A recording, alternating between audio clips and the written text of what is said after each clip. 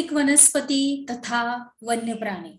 अभी हम लोग हमारे पाठ 5वां इसका हम लोग अभ्यास करेंगे। तो चलिए बच्चों आगे बढ़ते हैं। क्या आपने कभी अपने स्कूल, घर या आसपास के मैदानों में भांति भांति के वृक्ष, झाड़ियां और घास तथा पक्षियों को देखा है? क्या वह एक ही प्रकार के हैं या अलग अलग तरह के हैं?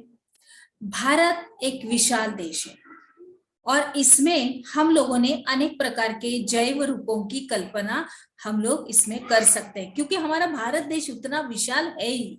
हम लोग बोलते हैं ना कि हमें गर्व है हमें हमारे देश के ऊपर, हमारे भारत देश के ऊपर। तो हमारे देश में इतने सभ्य, इतने सारे प्राणी और पक्षी तो है ही है। तो देखते हैं आगे। हमारा देश भारत विश्व के मुख्य 12 जैव विविधता वाले देशों में से एक है। लगभग 47,000 विभिन्न जातियों के पौधे पाए जाने के कारण यह देश विश्व में 10वें स्थान पर और एशिया के देशों में 4थे स्थान पर है। भारत में लगभग 15,000 फूलों के पौधे हैं, जो कि विश्व में फूलों के पौधों का 6% है।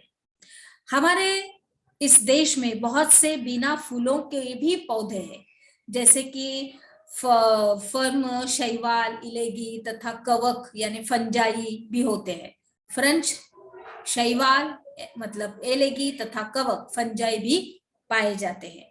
भारत में लगभग 90,000 जातियों के जानवर तथा विभिन्न प्रकार की मछलियां और ताजे तथा समुद्री पानी की पाई जाती है।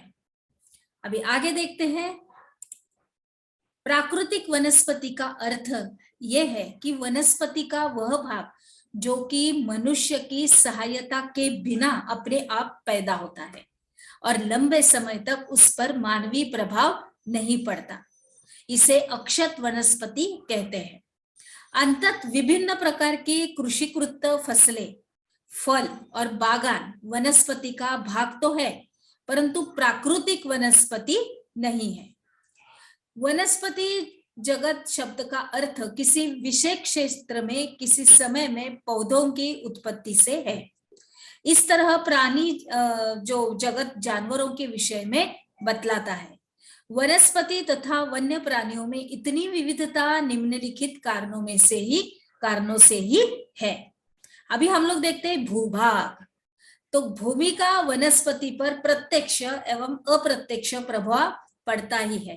क्या पर्वत, पठार और मैदान और शीतोष्ण कटिबंधों में एक ही प्रकार की वनस्पति नहीं हो सकती? इस धरातल के स्वभाव का वनस्पति पर बहुत प्रभाव पड़ता है। जैसे उपजाऊ भूमि पर प्रायः कृषि की जाती है और उबड़ तथा असमतल भूभाग पर जंगल तथा घास के मैदान है, जिसमें वन्य प्राणियों को आश्रय मिलता है। अभी देखते हैं मृदा। यहाँ की हमारी मृदा कैसी है। विभिन्न स्थानों पर अलग अलग प्रकार की मृदा पाई जाती है, जो विविध प्रकार की वनस्पति का आधार है। मरुस्थल की बलुई मृदा में कंटीली झाड़ियां तथा नदियों के डेल्टा क्षेत्र में पर्णपाती वन पाए जाते हैं और पर्वतों की ढलानों में जहां मृदा की परत गहरी है, शंकुधारी वन पाए जाते हैं।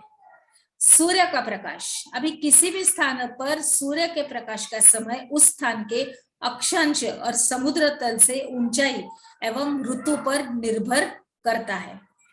प्रकाश अधिक समय तक मिलने के कारण वृक्ष गर्मी की ऋतु में जल्दी जल्दी बढ़ते हैं। और वर्षण का मतलब है कि भारत में लगभग सारी वर्षा आगे बढ़ते हुए दक्षिण पश्चिमी मानसून जून से सितंबर तक एवं पीछे हटते उत्तर पूर्वी मानसून से होती है और अधिक वर्षा वाले क्षेत्रों में कम वर्षा वाले क्षेत्रों की अपेक्षा सघन वन पाए जाते हैं। आगे बढ़ते हैं। क्या आपने कभी सोचा है कि वन मनुष्य के लिए क्यों आवश्यक है? अभी वन नवीकरण योग्य संसाधन है और वातावरण की गुणवत्ता बढ़ाने में मुख्य भूमिका निभाते हैं। ये स्थानीय जलवायु एवं मृदा अपरदन तथा नदियों की धारा इनको क्या करते हैं, नियंत्रित करते हैं। और ये बहुत सारे उद्योगों के आधार भी है तथा कई समुदायों को जीविका प्रदान करते हैं। और ये मनोरम प्राकृतिक दृश्यों के कारण पर्यटकों को भी आकर्षित करते हैं। ये पवन तथा तापमान को नियंत्रित करते हैं और वर्षा लाने में भी सहायता करते हैं। इनसे मृदा को जीवाश्म मिलता है और वन्य प्राणियों को आश्रय। भारतीय प्राकृतिक वनस्पति में कई कारणों से बहुत ही बदलाव आया है, जैसा कि कृषि के लिए अधिक क्षेत्र की मांग, उद्योगों का विकास, शहरीकरण की परियोजनाएं और पशुओं के लिए चारे की व्यवस्था के कारण वन्य क्षेत्र कम हो रहा है। सन 2003 में वनों का कुल क्षेत्रफल 68 लाख वर्ग किलोमीटर था और भारत के बहुत से भाग में वन क्षेत्र सही मायने में प्राकृतिक नहीं है। कुछ अगम्य क्षेत्रों को छोड़कर, जैसे हिमालय और मध्य भारत के कुछ भाग तथा मरुस्थल जहां प्राकृतिक वनस्पति है, उसके शेष भागों में मनुष्य के हस्तक्षेप से प्राकृतिक वनस्पति आंशिक या संपूर्ण रूप से परिवर्तित हो चुकी है या तो फिर बिल्कुल निम्न कोटि की हो गई है। आगे देखते हैं बच्चों, वनस्पति के प्रकार।